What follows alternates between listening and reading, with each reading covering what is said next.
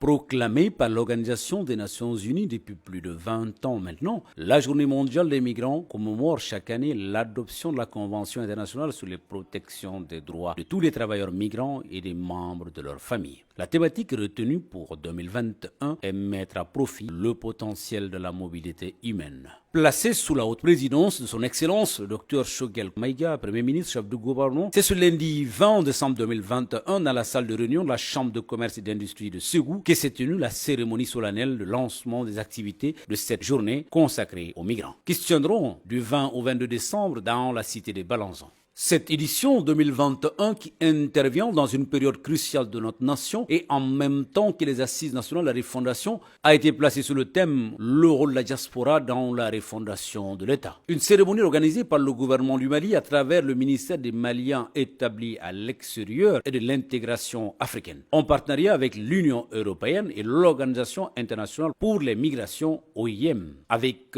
la présence du ministre des tutelles, Alamdou Ag Iliane, et les membres de son cabinet, de son homologue de la refondation de l'État chargé des relations avec les institutions, Ibrahima Ikassa Meya. Il est à signaler que d'éminentes personnalités issues des organisations des Maliens de la diaspora, de la société civile, du monde des affaires ont été également de la partie. À l'entame de la cérémonie, le chef de mission de l'OIM a annoncé que le Mali est désigné champion dans la mise en œuvre du pacte mondial pour les migrations sûres et régulières. Il me plaît, à cette occasion, de vous annoncer la récente désignation du Mali comme pays champion dans la mise en œuvre du pacte mondial pour des migrations sûres, ordonnées et régulières. Ceci intervient près de 6 mois jour pour jour après la soumission du premier rapport volontaire du gouvernement du Mali, fruit de la collaboration entre le ministère des Maliens établi à l'extérieur et de l'intégration africaine, avec le soutien de l'OIM. Par la même occasion, nous sommes heureux de vous annoncer la publication du deuxième profil migratoire du Mali, édition 2021, des indicateurs de gouvernance de la migration. Les indicateurs de gouvernance de la migration ont été développés pour aider les pays à opérationnaliser le cadre de gouvernance des migrations en utilisant un ensemble d'environ 90 indicateurs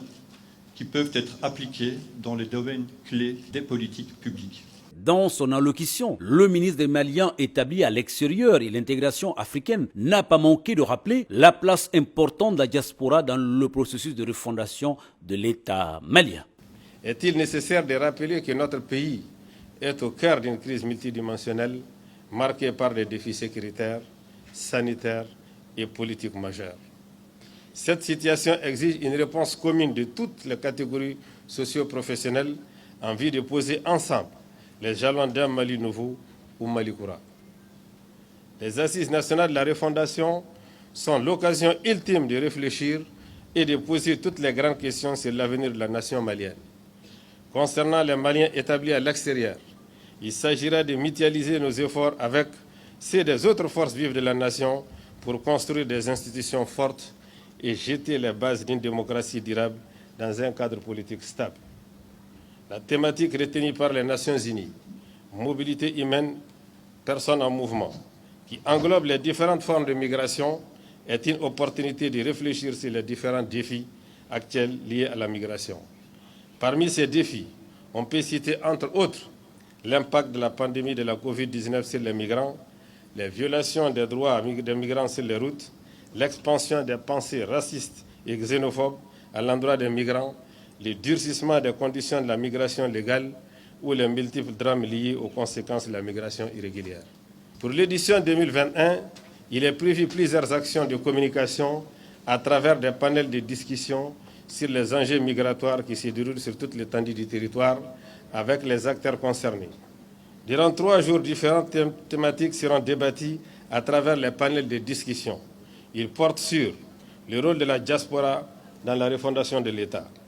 la protection des migrants en temps de Covid-19 et la relance économique en mobilisant la diaspora. Prenant la parole, le Premier ministre a énuméré quelques défis et opportunités de la migration avant d'exhorter les États membres des Nations Unies à ratifier la Convention internationale sur la protection des droits de tous les travailleurs migrants et des membres de leur famille. Pendant longtemps, les États ont donné l'impression de travailler davantage sur les défis qui présentent la migration que sur les opportunités qu'elle offre. Il est temps d'aller vers un changement de paradigme pour relever les défis posés par la migration de masse. En effet, le parcours migratoire reste un chemin sinueux, semé d'embûches. Les migrants, victimes souvent de la violence et de la pauvreté, abandonnent leur terre d'origine